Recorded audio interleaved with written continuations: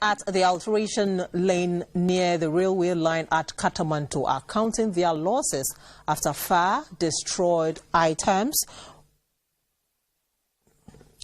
GBC News visited the site to see how the affected persons are picking up pieces of what is left of the fire. We have in the studio our correspondent Juliet Metal Edmonds to tell us what she saw on her visit to the site. Hello, good afternoon. Juliet? Good afternoon. Thanks for joining us. Thank you. Exactly what did you see today?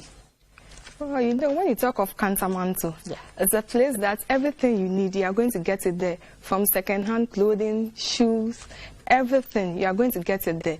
So when I got there this morning, I saw most of the traders were around. Some of them were sitting idle. They were counting their losses, while some of them were also sweeping the debris from their shops. You know, it was also, while some were counting their losses, it was also a business time for certain people. You know, the scrap dealers were also around, the carriers were also there, also salvaging what they can get from the debris. So then, what category of people were affected? You know, that place has been grouped into three. Yeah. We have the first lane, the second, then the third. So those in lane 16, that is Jerry Apata. That's what they call them, Jerry Apata. So they sell second-hand clothing, alteration, bags, and a whole lot of things they sell over there. So it's a mixture of traders there? Yeah. Okay then. So how did you interact with them? Yeah, I spoke. What were they saying? I spoke to the traders. They were saying that they are even surprised why every 2 years there's a fire outbreak at Kantamanto. You know, because the place has been grouped into three. So for them, for the last 4 years, that's the past 4 years, there was a fire outbreak within the entrance to some portion. Then the last 2 years, those in the middle were also affected. Then this year, getting to the end of this year, those also in the third lane, getting to the end of the lane were also affected.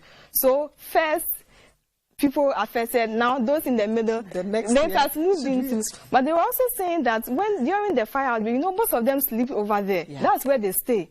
Yeah. So when the fire started, they were surprised the fire started from the gates. The fire just went round, leaving the middle. So most of them were stuck in the middle of the fire. So they were thinking that this one is a deliberate attempt, because they don't believe why the fire should just start from the beginning, just go around without affecting those in the middle, where they were all stuck over there. So they are believing that it is someone who is causing that fire outbreak.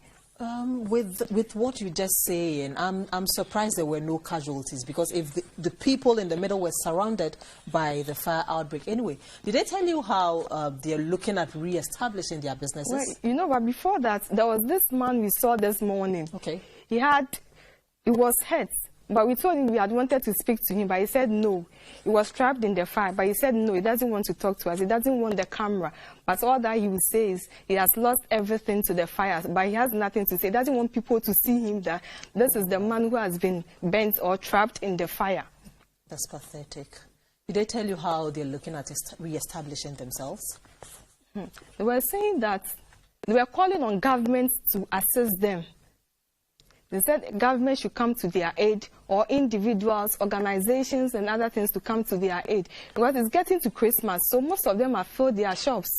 They've gone for loan to fill their shops. Some of them have also gone for things on credit basis. So it's like their stores are almost full. There was this young woman we spoke to. She said she does alteration, then sells bill as well. Then she said the cost of bill is 2,000 Ghana cedis. So just last week, Monday, she went for 10 of that.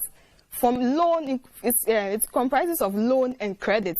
So just imagine the amount of money that woman has lost. So now they are calling on government to come to their aid. That's very pathetic. Juliet, thanks for your time.